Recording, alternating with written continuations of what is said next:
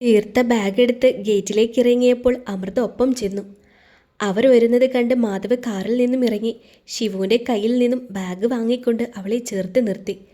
അപ്പോഴേക്കും തീർത്തയും അമൃതയും കാറിൻ്റെ അടുത്തെത്തി. അമൃത മാധവിനെ നോക്കി ചിരിച്ചു. മാധവ് തിരിച്ചു. പോയിട്ട് വരട്ടെ.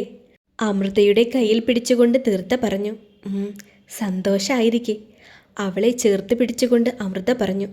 കാറിൽ കയറിയതിനു ശേഷം തീർത്ത ഒരിക്കൽ കൂടി തൻ്റെ പ്രിയ കൂട്ടുകാരിയോട് കണ്ണുകൾ കൊണ്ട് യാത്ര ചോദിച്ചു. നേർത്ത പുഞ്ചിരിയോടെ അമൃത തലയാട്ടി. ശിവു കൈപ്പുറത്തേക്കിട്ട് അവൾക്ക് നേരെ കൈവീശി കാണിച്ചു. അവൾ കുറച്ചു മുന്നോട്ട് നീങ്ങിക്കൊണ്ട് ആ കൈകളിൽ പിടിച്ചു നെറ്റിയിൽ ചുംബിച്ചു. ഓപ്പോളോട് വഴക്കു കൂടരുത്. എന്തെങ്കിലും ആവശ്യമുണ്ടെങ്കിൽ ചേച്ചിയെ വിളിക്കണം, കേട്ടല്ലോ. കുഞ്ഞിൻ്റെ കാതിൽ പതിഞ്ഞ ശബ്ദത്തിൽ അമൃത പറഞ്ഞു. അത് കേട്ട് ശിവു മെല്ലെ തലയാട്ടി. അവരുടെ കാർ കൺമുന്നിൽ നിന്നും മായുന്നതുവരെ അമൃത ആ നിൽപ്പ് നിന്നു. അവൾക്ക് ഉള്ളിൻ്റെ ഉള്ളിൽ ആ വേർപാട് സങ്കടം നൽകിയെങ്കിലും അവരുടെ നല്ലതിനാണല്ലോ എന്ന് കരുതി അവൾ ആശ്വാസത്തോടെ നെടുവീർപ്പിട്ടു. ഡ്രൈവിങ്ങിനിടയിൽ മാധവ് തലചിരിച്ച് കോ ഡ്രൈവർ സീറ്റിലിരിക്കുന്ന തീർത്തയെ നോക്കി. അവളെന്തോ ആലോചനയിൽ മുഴുകിയിരിക്കുകയാണ്. എന്താ ഇത്ര ആലോചിക്കുന്നത്? മെല്ലെ പുഞ്ചിരിച്ചുകൊണ്ട് അവൻ ചോദിച്ചു. ഇതൊക്കെ ഒരു സ്വപ്നം പോലെയാണ് എനിക്ക് തോന്നുന്നത്. അവളുടെ മുഖത്ത് മങ്ങിയ മഴനിലാവ്. എനിക്കും അങ്ങനെ തന്നെയാ തോന്നുന്നേ. അതും പറഞ്ഞുകൊണ്ട് അവൻ അവളുടെ കയ്യിൽ പിടിച്ചു. നേർത്ത കണ്ണുനീർ നനവുള്ള കണ്ണുകൾ ചിമ്മി തീർത്ത അവനെ നോക്കി. ഇതെല്ലാം കണ്ടും കേട്ടും പിറകിലെ സീറ്റിൽ ഇരിക്കുകയായിരുന്ന ശിവുവിൻ്റെ കണ്ണുകളും സന്തോഷത്താൽ നിറഞ്ഞു.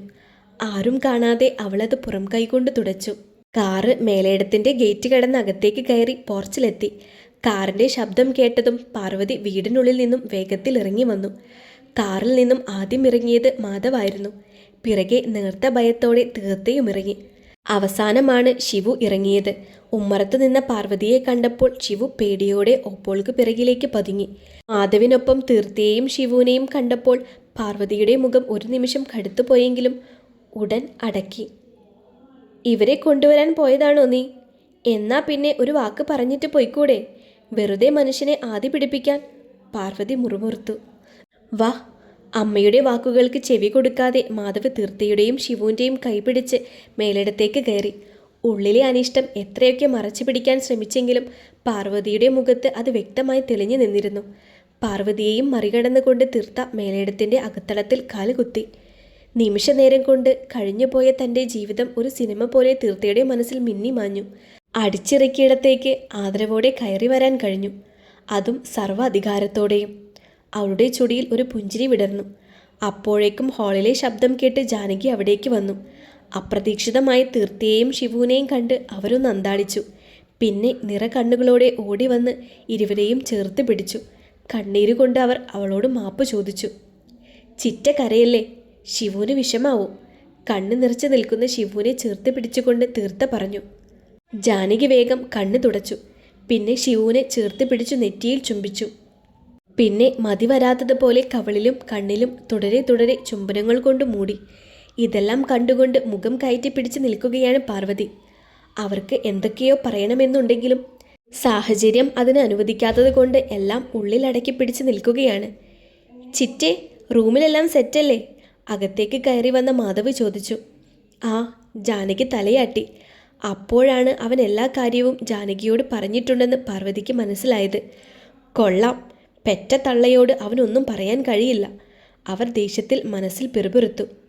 തീർത്ത, ശിവുവിനെയും കൂട്ടി റൂമിലേക്ക് പോയിക്കോ, മാധവ് പറഞ്ഞു. തലയാട്ടിക്കൊണ്ട് തീർത്ത എഴുന്നേറ്റു.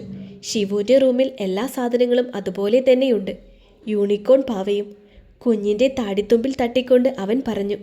അത് കേട്ട് ശിവുവിൻ്റെ കണ്ണ് വിടർന്നു. അവൾ തീർത്തയ്ക്കൊപ്പം മുറിയിലേക്ക് നടന്നു. പാർവതി അവരെ തന്നെ നോക്കി നിൽക്കുകയാണ്. തീർത്തയോട് പഴയ വിരോധം മനസ്സിലുണ്ടെങ്കിലും മാധവൻ്റെ ഉറച്ച നിലപാട് കണ്ടപ്പോൾ ഒന്നും തുറന്നു പറയാൻ പറ്റാത്ത അവസ്ഥയും. അവർ നിരാശയിൽ നെടുവീർപ്പിട്ടു. അവൻ അവരെ കൂട്ടിക്കൊണ്ടുവരാൻ പോകുന്ന കാര്യം നിനക്ക് നേരത്തെ അറിയാമായിരുന്നു? അടുക്കളയിൽ ചായ തിളപ്പിച്ചുകൊണ്ട് നിൽക്കുകയായിരുന്ന ജാനകിയുടെ അടുത്തേക്ക് വന്നുകൊണ്ട് പാർവതി ദേഷ്യത്തോടെ ചോദിച്ചു. എന്നോട് കണ്ണൻ പറഞ്ഞിരുന്നു, ജാനകി പറഞ്ഞു. എന്നിട്ട് നീ അതെന്താ എന്നോട് പറയാതിരുന്നത്? പാർവതി അവരെ രൂക്ഷമായി നോക്കി. എന്തായാലും അവർ വരുമ്പോൾ ചേച്ചി കാണില്ലേ, പിന്നെന്തിനാ ഞാൻ പറയുന്നത്? ജാനകിയുടെ വാക്കുകളിൽ കൂസലില്ലായ്മ. പാർവതി ദേഷ്യത്തോടെ അവരെ നോക്കിയതല്ലാതെ പിന്നെയൊന്നും ചോദിച്ചില്ല. അമർത്തിച്ചവിട്ടി തിരികെ നടന്നു പോകാൻ ഒരുങ്ങിയതും ജാനകി അവരെ പിറകിൽ നിന്നും വിളിച്ചു. ചേച്ചി, ഒരു നിമിഷം നിന്നേ, ഒരു കാര്യം പറയട്ടെ. തിളച്ചു പൊന്തിയ ചായ ഇറക്കി കൗണ്ടർ ടോപ്പിലേക്ക് വെച്ചുകൊണ്ട് ജാനകി തിരിഞ്ഞു നിന്നു. എന്താ കാര്യമെന്ന മട്ടിൽ ഗൗരവമുള്ള മുഖഭാവത്തോടെ പാർവതി അവരെ നോക്കി. ഇനിയെങ്കിലും പഴയ സ്വഭാവമെല്ലാം മാറ്റി മര്യാദയ്ക്കായാൽ ചേച്ചിക്ക് കൊള്ളാം. കണ്ണൻ്റെ സ്വഭാവം പഴയതുപോലെയൊന്നുമല്ല.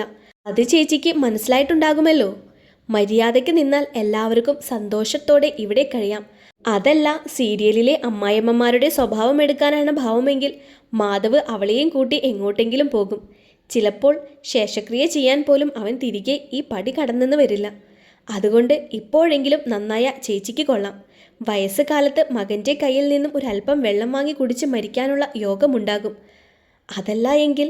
ബാക്കി പറയാതെ ജാനകി തിരിഞ്ഞു. പാർവതി ഉൾക്കിടലത്തോടെയാണ് ജാനകിയുടെ വാക്കുകൾ കേട്ടത്.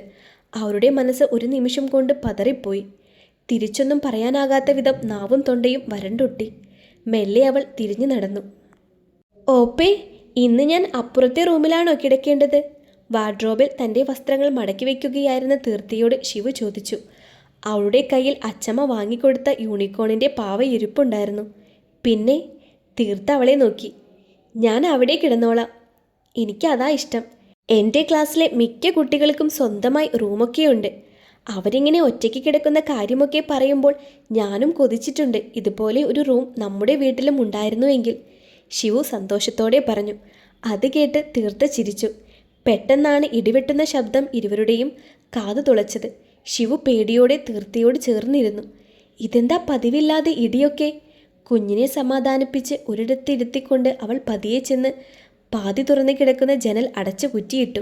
അപ്പോഴേക്കും തുള്ളിത്തുള്ളിയായി ചാറ്റൽ വീണ് കഴിഞ്ഞിരുന്നു. നല്ല അസ്സല് മഴയാണെന്ന് തോന്നുന്നു. പുറത്ത് മഴ വീഴുന്ന ശബ്ദം കേട്ട് തീർത്ത പറഞ്ഞു. അതിനിത് മഴക്കാലമാണോ ഓപ്പേ? ശിവു സംശയത്തോടെ ചോദിച്ചു. അല്ല, പക്ഷേ ഇന്ന് മഴ പെയ്യണം. അവൾ മെല്ലെ പുഞ്ചിരിച്ചു.